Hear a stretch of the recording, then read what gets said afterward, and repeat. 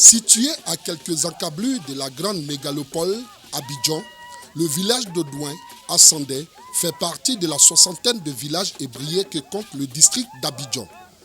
Il est bâti sur une superficie de 6227 hectares et a une densité de population estimée à 1000 âmes. Odouin à Sandé dépend de la commune de Songon. Pour y accéder, il faut rallier les villages de Abadjan-Kouté, ensuite Abadjan-Bembresso, sur une distance d'environ 10 km sur l'axe Abidjan-Dabou. À votre arrivée sur la berge, vous vous laisserez berner par la nature spéciale que vous offre un pan de la lagune ébriée qui traverse Abadjan-Bembresso et Odouin à Sandé. Alors le ralliement se fait soit par la traversée en pinasse ou la voie routière en passant par Jacquesville.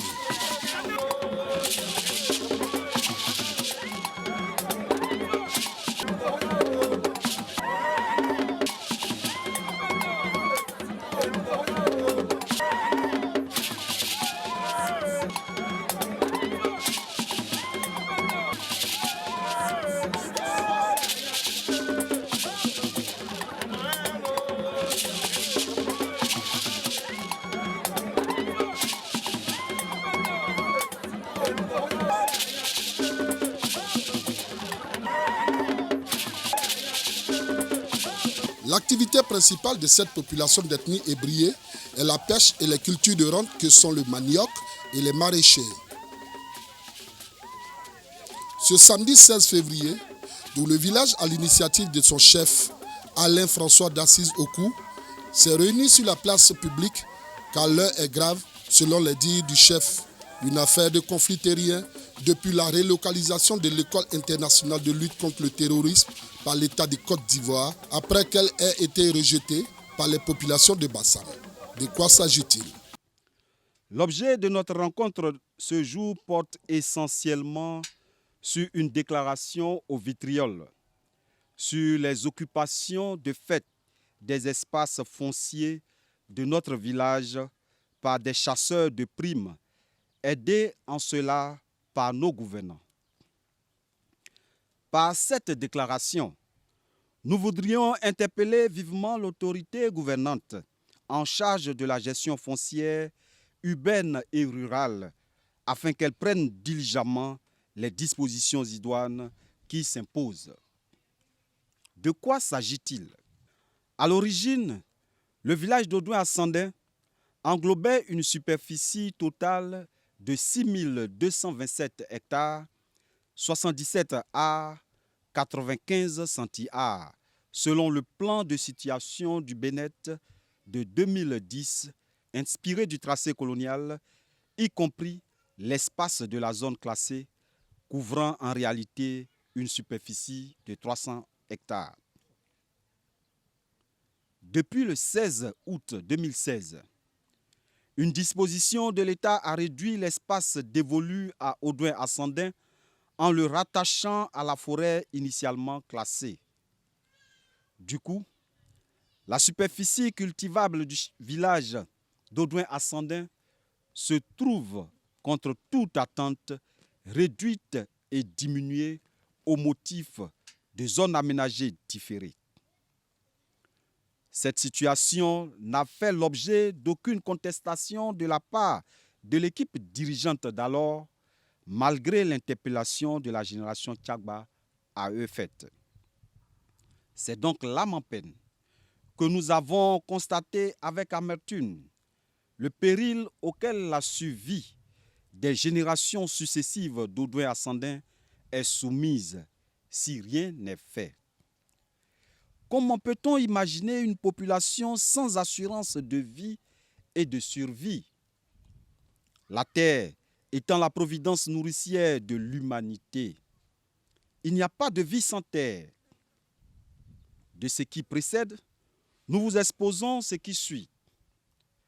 En prélude à l'installation de l'École internationale de lutte contre le terrorisme, 1115 hectares de forêt, dont une grande partie cultivée par les populations depuis avant l'indépendance de la Côte d'Ivoire, ont été dégagés. Ces 1115 hectares, non seulement prennent emprise sur la forêt classée d'Odouin, mais sans trop y comprendre pourquoi ils ont été étendus aux espaces cultivés par la population d'Audouin ascendant. Nous avons approché par courrier le ministère d'État, le ministère de la Défense et le ministère des Eaux et Forêts. Nous leur avons marqué notre adhésion et notre satisfaction au choix porté sur Audouin ascendant pour abriter dans ses encalablures cette école. Au demeurant, nous avons souhaité que nous, la chefferie, soyons associés sur toute la ligne à l'évolution du projet. Nous avons été rassurés que toutes les préoccupations du village par rapport aux 10 projets seront examinées et pris en compte. Dès lors, notre enthousiasme s'est mis au beau-fixe.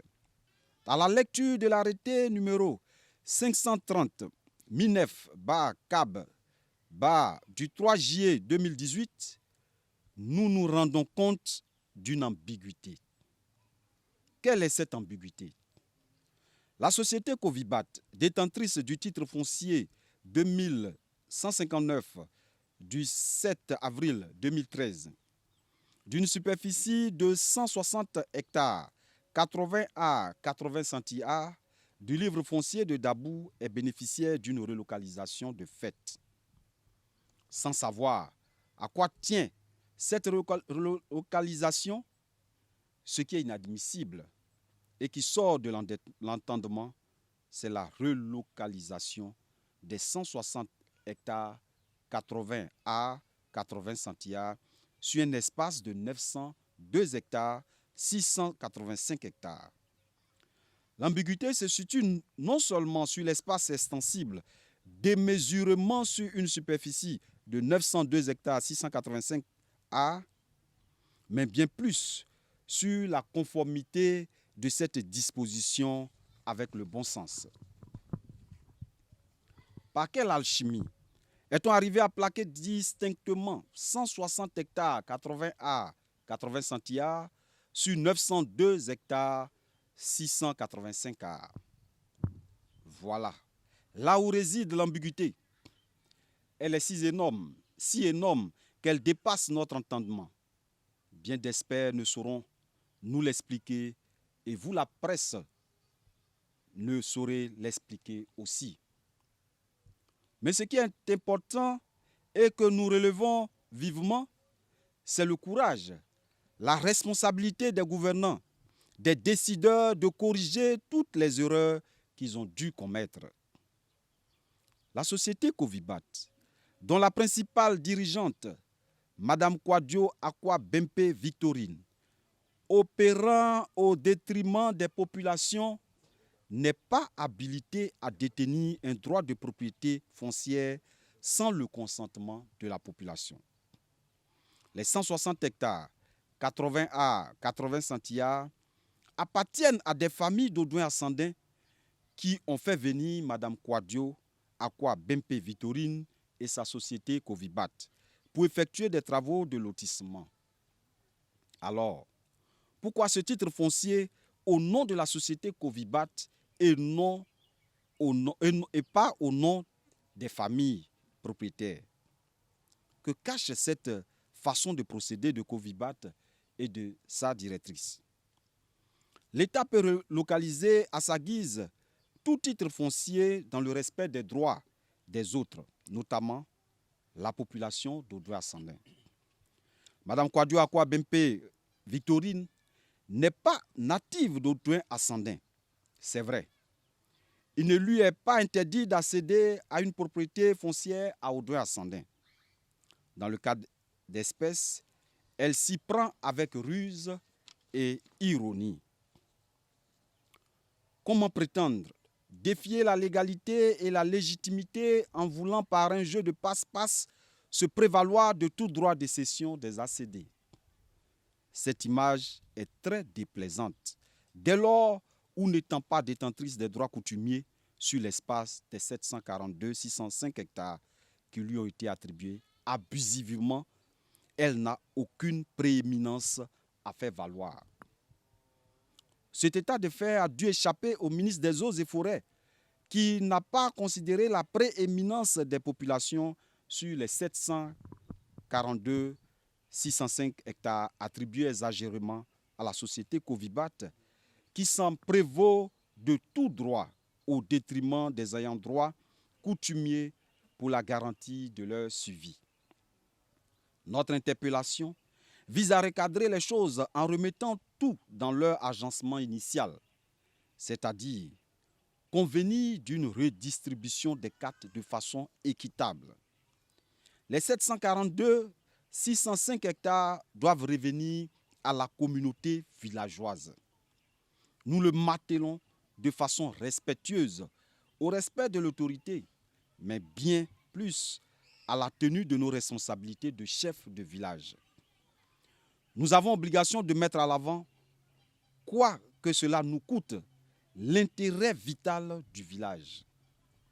L'intérêt vital du village se trouve dans les superficies cultivées et cultivables, couvertes par les 742 605 hectares attribués au surplus à Covibat. Ensuite, après concertation avec ses administrés, les habitants du village ont décidé ce qui suit. Dès lors, en ce qui nous convient, demandons la suspension sine die de toutes les activités et opérations de Mme Kwadjo Akwa Bempe Victorine et la société Covibat portant sur l'espace des 742,605 hectares. Nous exigeons qu'il soit permis la relocalisation du titre foncier de 160 hectares subvisés sur un autre site en dehors des espaces cultivés et cultivables, notamment dans la nouvelle forêt classée. D'ores et déjà, la chefferie actuelle a diligenté une équipe d'opérateurs pour entamer les travaux de bornage sur le site des 902 hectares 605 A. Cette équipe qui conduit le volet technique est dirigée par M. Bakayoko Bakari, géomètre technicien topographe de son État, et accompagnera la chefferie dans l'accomplissement des dossiers administratifs et techniques de la dite opération. Tous les travaux effectués antérieurement à l'arrêté numéro 530 MINEF-CAB du 3 juillet 2018 et à la date du courrier réponse du ministre d'État, ministre de la Défense, en date du 8 novembre 2018, sont nuls et de nul effet. L'aboutissement de toutes ces opérations antérieures doivent être communiqués à la chefferie actuelle du village d'Odouin-Assandin par toute voie de communication laissant trace.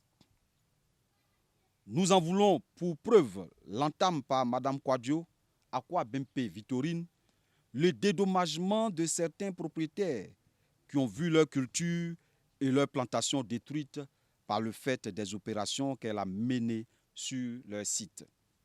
Nous ignorons de quel droit, de quelle légitimité et la base de quels critères officiels qu'elle s'engage à dédommager des propriétaires. Ce qui nous conforte dans l'idée que Mme Kwadjo Akwa Bempe Victorine et Covibat agissent en véritables chasseurs de primes. Tout en espérant une suite heureuse pour ne pas arriver à la violence, le chef Alain-François Okou en appelle à la vigilance de l'État de Côte d'Ivoire pour ne pas brimer cette population d'Odouin-Assandin qui ne demande seulement que ce qui lui revient de droit. Vous savez, la terre n'est pas comme un portable qu'on peut payer et puis prendre pour partir. Nous sommes sur notre terre. Ça peut créer d'autres choses. La Côte d'Ivoire n'a pas besoin de ça. Elle a trop souffert. Elle n'a pas besoin de ça. Il faut qu'on marche main dans la main. J'ai une phrase toujours que je dis, la justice est l'épouse de la paix. La justice, c'est l'épouse de la paix. Donc s'il n'y a pas de justice là, il ne peut pas avoir de paix. Donc il faut qu'on procède à cette justice-là, qu'on rende justice au peuple d'Odouin-Assandin, à la population d'Odouin-Assandin, en rétrocédant tranquillement les 900 hectares à cette population d'Odouin-Assandin. Voilà. Parce que si ce n'est pas fait, nous allons nous opposer par les moyens de façon, je ne dirais pas démocratique, vu que nous ne sommes pas un parti politique, les moyens légaux et conventionnels. Nous serons sur le terrain, nous allons empêcher tous les travaux. Et ça, il faut qu'on le dise. Nous allons descendre sur le terrain. Aucune machine ne va travailler. Nous parlons des 900 hectares, des 902 hectares. parce que le projet militaire est à côté. Donc nous précisons, nous parlons des 902 hectares. Dès aujourd'hui, en ce moment où je vous parle, ce projet des 902 hectares qu'on a attribué à Mme Kwadjo, nous déclarons qu'il appartient au village. Nous avons pris les dispositions dès le lundi et autres. Il y a des choses qui vont être faites. Nous invitons tous les opérateurs et toutes les personnes désireuses d'entrer en relation d'affaires avec le village, de prendre contact avec le cabinet du chef dirigé par mademoiselle Jacqueline Mambé au 59 19 82 19. Par ailleurs, nous suggérons à toute autorité, à tous ceux qui ont intérêt à Odoye-Asandin, de se mettre en rapport tant au plan administratif que relationnel avec la chefferie actuelle du village qui se tient à votre disposition nuit et jour. Je voudrais informer l'État de Côte d'Ivoire qu'autant le projet de l'installation de l'école internationale de lutte contre le terrorisme dans la forêt d'Audouin a suscité notre engouement, autant préciser que cet avènement met en filigrane des conflits latents au sein de la population. L'État gagnerait à nous faire éviter cela. Affaire à suivre donc.